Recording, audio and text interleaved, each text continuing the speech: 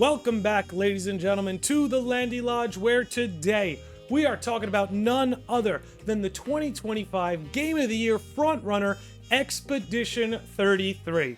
But again, most notably, what my major criticism for the game is, and what I would like to see Sandfall Interactive improve on upon their next release in the RPG genre.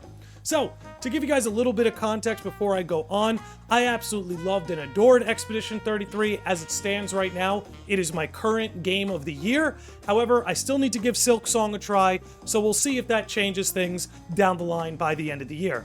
But with that said, Expedition 33 unquestionably is not only worthy of the nomination, but in my opinion right now, is worthy of the Game of the Year victory, and I think a lot of you out there listening to this video would agree.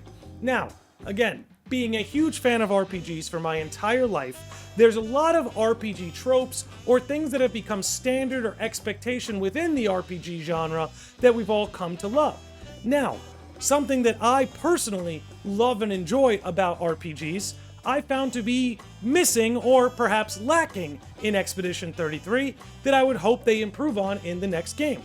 So enough beating around the bush. My major criticism for Expedition 33 is the lack of towns, villages, and settlements. Now, I know we have Lumiere in the beginning of the game, which is absolutely beautiful and stunning, and then we have the Gestural Village, which I really quite enjoyed, but on this long and beautiful journey, I found it quite lacking in that department. Now, again, it's worth noting, by the nature of the expedition, of course there weren't going to be a bunch of towns and villages hanging around in that post-apocalyptic looking world. I understand that.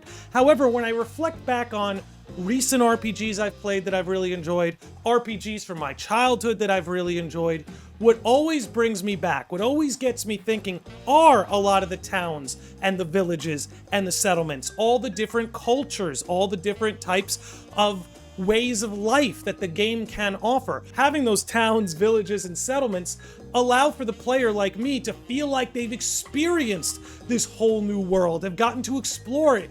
Feels like you've gone on a full-blown adventure.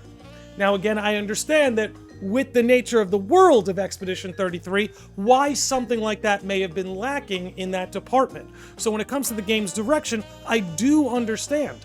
However, when I compare it to other RPGs I've played in the past, I find myself finding this to be, in my opinion, a little bit of an issue. Because again, for somebody like me who's been playing RPGs their whole life, one of the big draws is getting to discover this new world that is unlike my own.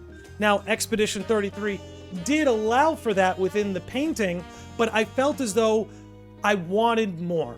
I wanted a lot more. And when I go back to Expedition 33 and I'm exploring the map, there are a lot of cool, sort of secrets to discover. And when I compare it to other RPGs that have come out recently, say like in FF7 Rebirth, I find myself constantly fascinated and intrigued with all the different parts of that world. What would it be like to be living in Gongaga and working under Cissnei? What would it have been like to be in Corel during the coal mining transition to Mako Energy? What would it have been like to be living in the slums of Midgar, or what's on top of the plate?